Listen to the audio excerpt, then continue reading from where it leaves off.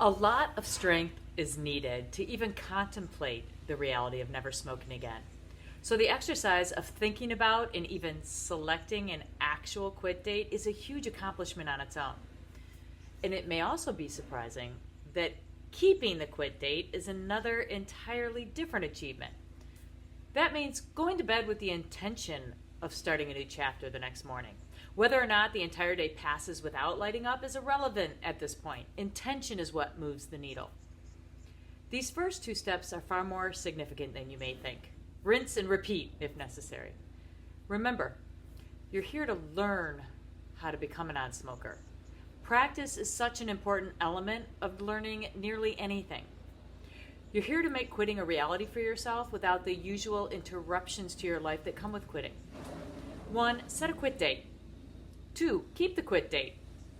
3. Execute the quit date. If there are no problems, keep going. If there are small problems, unleash your relapse prevention techniques to see how they work. Big problems, lots of resistance? It's no problem if you smoke, as long as you learn from it. What might you have done differently? What will you do in the future under similar circumstances? This is where the learning occurs. And finally, just having met that resistance strengthens your ability to manage it the next time. Think about like weightlifting. A weightlifter is never going to lift their best weight their first time working out. This is really how it works. We are here long term to do this the right way. It's like a wrecking ball. Just go for it. If there's not a breakthrough, bring it back and go at it again. Each swing brings down the integrity of the wall until it falls.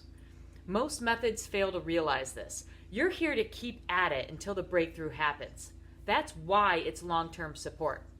There's also a limit on that support to keep just enough pressure on, but without the usual interruptions. Think about this example again. If a weightlifter trains for months, benching 150, then 200 pounds, then 250, with the goal of reaching 300 pounds, but then takes 3 months off after hitting the 275 mark, what do you think will happen?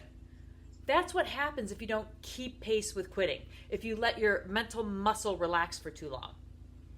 We don't want quitting to be too taxing, because too much resistance can backfire and cause injury. I might be taking this analogy too far, but it still applies. You'll also hear me talk about mini quits. Think of it like making it to the gym to repeat a previous workout, but without going overboard and risking injury. It may take a little longer to build up to your goal, but it may also be safer for you. And it's a hell of a lot better than skipping workouts entirely. So what's a mini quit? Well, it can be a length of time, like 12 hours or 24 hours. It can be during an activity, like driving or walking the dog or talking on the phone. The goal is for you to process life as a non-smoker without the pressure of all or nothing success. The idea is to piece together a 24-hour period of time that covers all of life's challenging moments without smoking. I always hear smokers say, I just can't imagine life without smoking. So this is exactly how to break down the emotional barriers. Can't imagine the commute to work without smoking? Drive to work without smoking just one day next week. Can't imagine having a beer without a cigarette? Have one beer this week without a cigarette.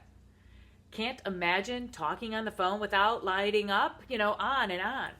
And this can all happen without any talk about a quit date yet. And before you know it, you won't have to imagine life without smoking.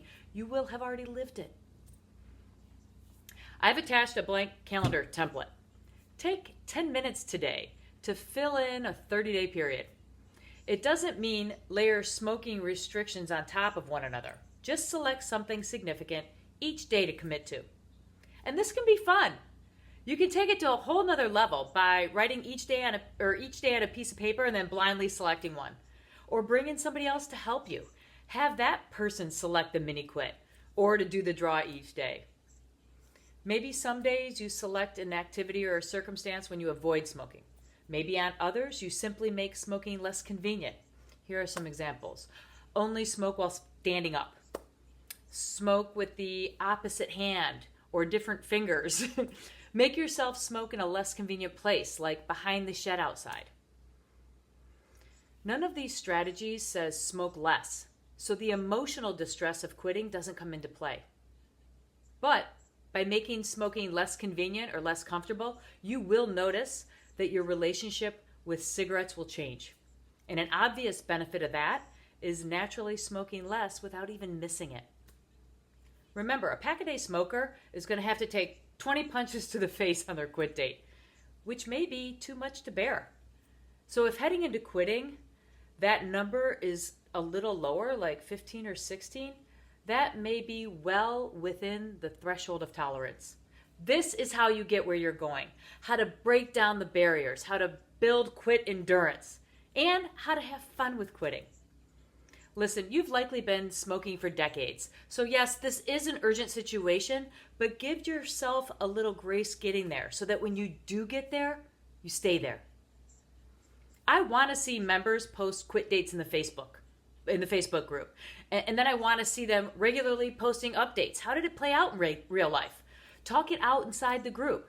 If I see a member regularly posting new quit dates, that's the member I'm not worried about at all. The more you give to this process, the more you will get out of it. And the sooner you will exhaust yourself of preparing for quitting, and the sooner a life without cigarettes will welcome you in.